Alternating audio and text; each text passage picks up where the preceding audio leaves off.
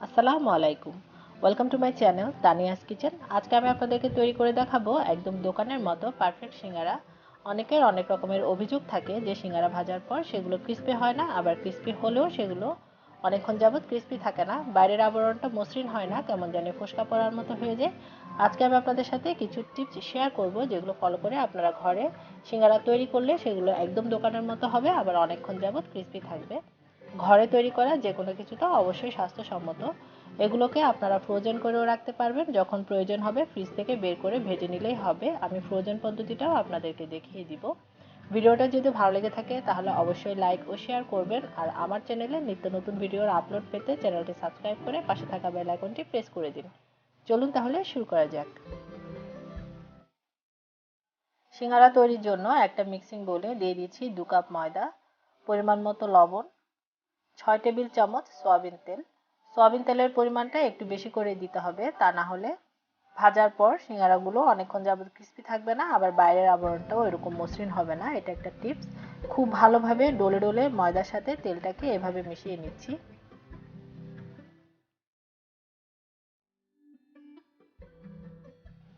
এবার অল্প অল্প পানি দিয়ে একটা শক্ত ডো তৈরি করে নিতে হবে। আমরা নর্মাল রুটি বা পরোটার যে ডোটা তৈরি করি এটা তার চাইতে অনেক বেশি শক্ত হবে। খুব সাবধানে অল্প অল্প পানি দিয়ে একটা শক্ত ডো তৈরি করে নিতে হবে। ডোটা নরম হলে সিঙ্গারা কিন্তু ভাজার পর অনেকক্ষণ ক্রিস্পি থাকবে না। এবার একটা কিচেন টাওয়েল ভিজিয়ে খুব ভালোভাবে নিংড়ে নিয়ে উপর থেকে এটাকে কভার করে এভাবে রেখে দিতে হবে 30 মিনিটের জন্য।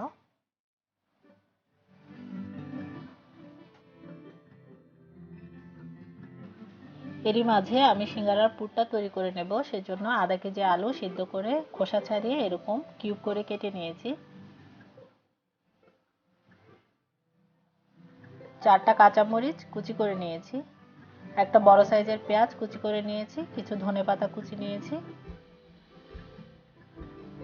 হাফ চা চামচ মরিচ গুঁড়া, হাফ চা চামচ ধনে গুঁড়া, হাফ চা চামচ হলুদ গুঁড়া নিয়েছি, পরিমাণ মতো লবণ, 1/4 চা চামচ গরম মশলা গুঁড়া, আর নিয়েছি সয়াবিন তেল। চুলায় একটা প্যান বসিয়ে দিয়ে দিচ্ছি 2 টেবিল চামচ সয়াবিন তেল। পেঁয়াজ কুচিগুলো দিয়ে এবার হালকা করে একটু ভেজে নিচ্ছি।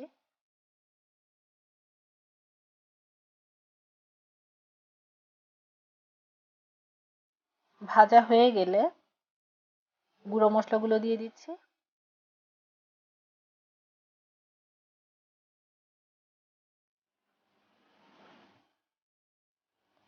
মশলাগুলো যাতে পুড়ে না যায় সেজন্য অল্প একটু পানি দিয়ে মশলাটাকে খুব ভালোভাবে কষিয়ে নিচ্ছি।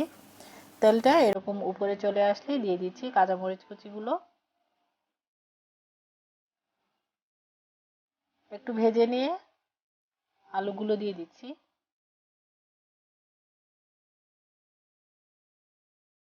এবার খুব ভালোভাবে মশলার সাথে আলুগুলোকে মিশিয়ে নিচ্ছি। এভাবে একটা চামচের সাহায্যে চেপে চেপে আলুগুলোকে একটু ভেঙে দিতে হবে, যাতে এরকম একটা আঠালো টেক্সচারে চলে আসে। আবার ধনেপাতা কুচিগুলো দিয়ে আলুর সাথে মিশিয়ে পুরটাকে ঠান্ডা করে নেব।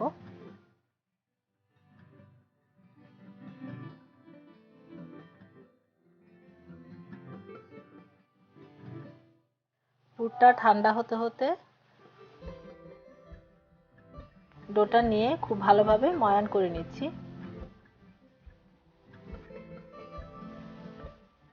এবার এটাকে সমান 10টা ভাগে ভাগ করে নেব।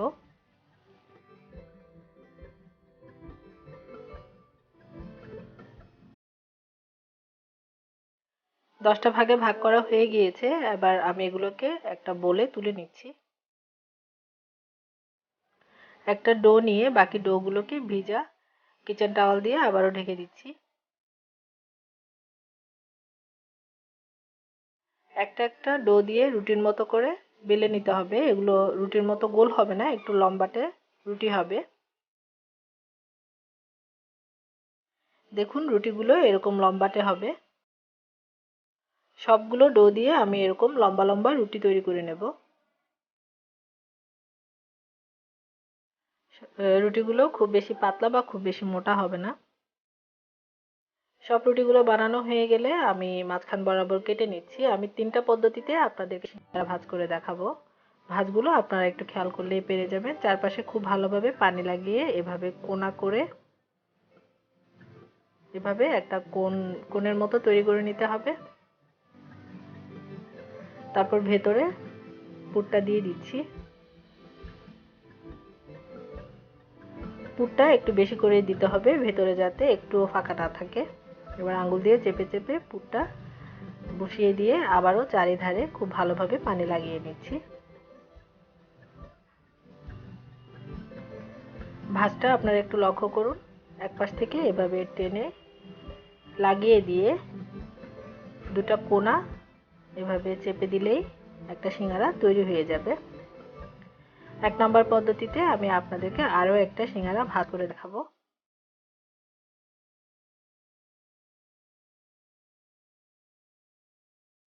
দেখুন, একটু খেয়াল করলে আপনারাও পেরে যাবেন। এভাবে একটু খুব ভালোভাবে পানি লাগিয়ে মাঝখান বরাবর এরকম কোনা করে দুটা ধার এভাবে লাগিয়ে দিতে হবে। একটু চেপে চেপে লাগিয়ে দিতে হবে যাতে তেলে দিলে খুলে যেতে না পারে। এবার পুরটা দিয়ে দিচ্ছি,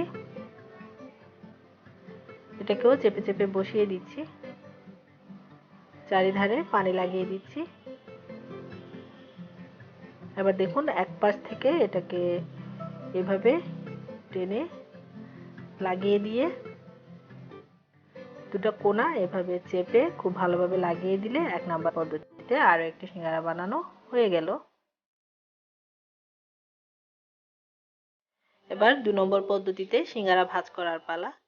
কোণ তৈরি করে নিয়ে ভেতরে আলুর পুরটা দিয়ে এভাবে চেপে চেপে আবারও আলুর পুরটা বসিয়ে দিয়ে চারিধারে পানি লাগিয়ে দিয়ে খেয়াল করুন, ভাঁজটা পিছন বরাবর এরকম কুচির মতো করে দিয়ে এভাবে চেপে মুখটা লাগিয়ে দিলে 2 নম্বর পদ্ধতিতে একটা সিঙ্গারা তৈরি করা হয়ে গেল। একই পদ্ধতিতে আরও একটা দেখিয়ে দিচ্ছি। দেখুন, পিছন বরাবর এরকম কুচির মতো করে দিতে হবে। এবার মুখটা চেপে চেপে লাগিয়ে দিতে হবে। খুব ভালোভাবে পানি দিয়ে এরকম চেপে চেপে লাগিয়ে দিতে হবে, তা না হলে গরম তেলে দিলে এগুলো খুলে যেতে পারে। এবার 3 নম্বর পদ্ধতিটা খেয়াল করুন। এভাবে সরাসরি মুখটা চেপে লাগিয়ে দিয়ে পেছন বরাবর হালকা একটু প্রেস করে এভাবে চেপে লাগিয়ে দিলে 3 নম্বর পদ্ধতিতে একটা সিঙ্গারা তৈরি করা হয়ে গেল।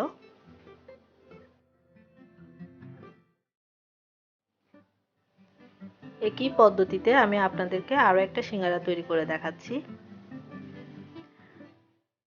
পানি লাগিয়ে মুখটা এভাবে চেপে চেপে লাগিয়ে দিতে হবে। আসলে মুখে বলে বোঝানো সম্ভব না, একটু দেখে বুঝে নিতে হবে। পিছন বরাবর এরকম আঙ্গুল দিয়ে হালকা একটু চেপে এভাবে চেপে দিলেই 3 নম্বর পদ্ধতিতে সিঙ্গারা তৈরি করা হয়ে গেল।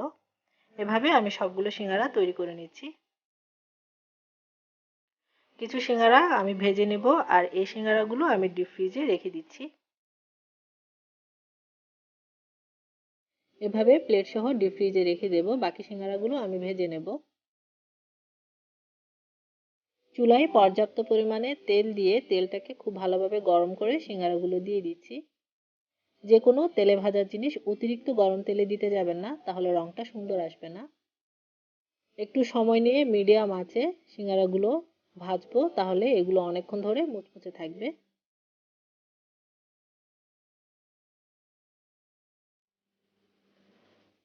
সোনালী রঙের হয়ে আসলে তেলটাকে খুব ভালোভাবে ঝরিয়ে এগুলোকে উঠিয়ে নিতে হবে।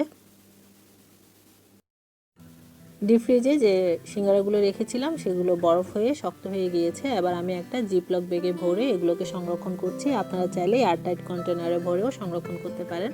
এভাবে এগুলো 2 মাস পর্যন্ত ভালো থাকবে। যখন প্রয়োজন হবে 20 মিনিট আগে বের করে তেলে ভেজে নিলেই হবে। সো ভিউয়ার্স, কেমন লাগলো আজকের ভিডিওটি? যদি ভালো লেগে থাকে তাহলে লাইক ও শেয়ার করবেন। যারা চ্যানেলটি সাবস্ক্রাইব করেননি সাবস্ক্রাইব করে পাশে থাকা বেল আইকনটি প্রেস করে দিবেন, যাতে যখনই আমি কোনো ভিডিও আপলোড দেবো আপনারা সাথে সাথে তার নোটিফিকেশন পেয়ে যান। আজকের মতো বিদায় নিচ্ছি। সবাই ভালো থাকবেন, সুস্থ থাকবেন, আমার জন্য দোয়া করবেন। আল্লাহ হাফেজ।